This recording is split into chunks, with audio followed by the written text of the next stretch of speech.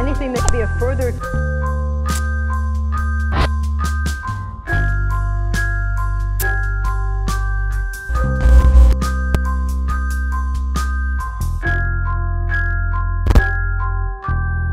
Hashtag declassify. I deserve to know the truth hidden in the 28 classified pages of the 9/11 report.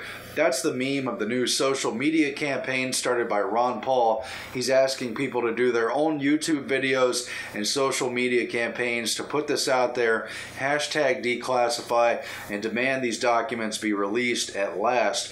Certainly we should. It's a half measure. There's so much more to 9/11, and in some ways it's like asking psychopaths to please give me a handout, a little pat on the head with the truth from a government that has been so secretive and so intent on driving home the message of fear to keep control over this country and to keep us in the dark about the real mechanisms of politics on this globe. There's so much more. 9/11 truthers have been looking into this for years, and the case could be solved if there was an honest inkling of anyone in the government. But this is certainly a start. We do need to know.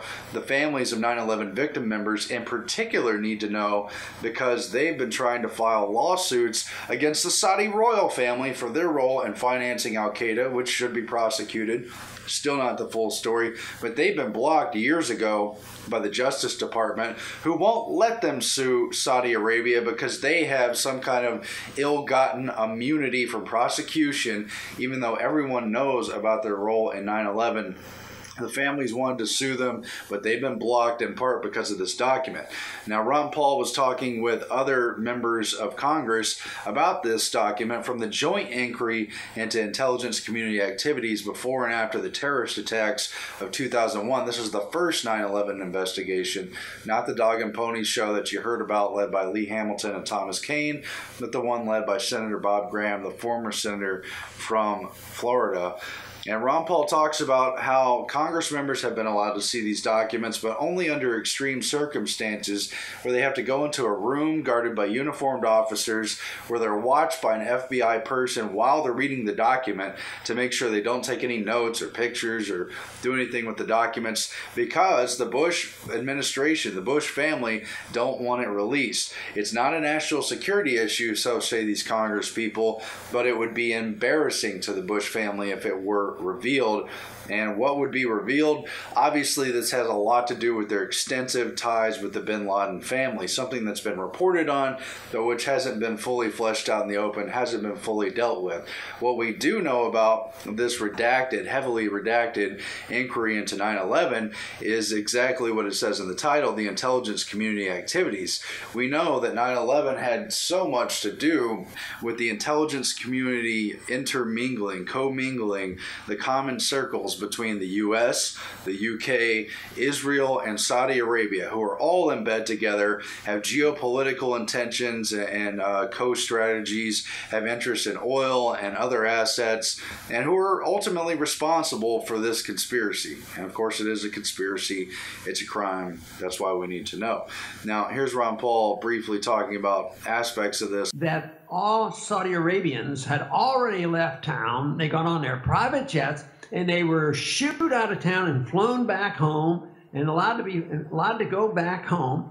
And many of those individuals that went back to Saudi Arabia, guess what? Their last name had the name of bin Laden. Exactly. So even Congress wasn't allowed to fly in the days after 9/11, but the bin Laden family was ushered out, allowed to fly out on their private planes, escorted out of out of the country. Isn't that rich? Well, it has a lot to do with the extensive ties between the Bush family and the bin Laden family, who are indeed both members of the Carlyle Group, and who were, in actuality, as reported, meeting on the morning of 9/11 together.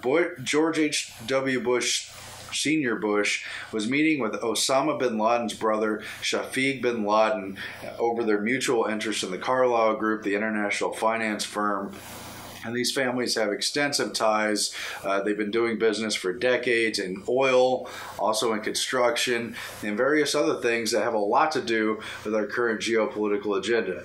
And it's just so absurd, the level of this secrecy. There should be a criminal investigation, not only into the Saudis, but of course into the Bush family themselves. I don't think that's going to happen, but it obviously should happen. Of course we should know the truth. We should storm the Capitol and come with our pitchforks and torches. That's the level we've been at for a long time, and it hasn't happened. 9/11 truth unfortunately fizzled out, in particular with the ushering in of the Obama administration, the agreement behind the scenes to continue the lie. But now here's a new front if you want to put forward the effort to get a little bit more of the 9/11 truth, maybe inspire people to start to ask questions again, questions that will never end. And you'll have to come to your own conclusions, as I have.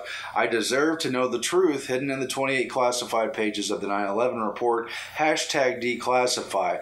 I deserve to not be a sheep in this country. I deserve to not be led on by fear and kept in the dark under a national security blanket and told lies about why we're constantly at war, about why our sons and daughters and brothers and friends and fellow countrymen have to go die in meaningless made-up wars with shadowy false enemies over in the Middle East for an agenda that has nothing to do with ordinary people, has everything to do with the power of the secret government and those who stand to gain personally and the number of corporations invested in this.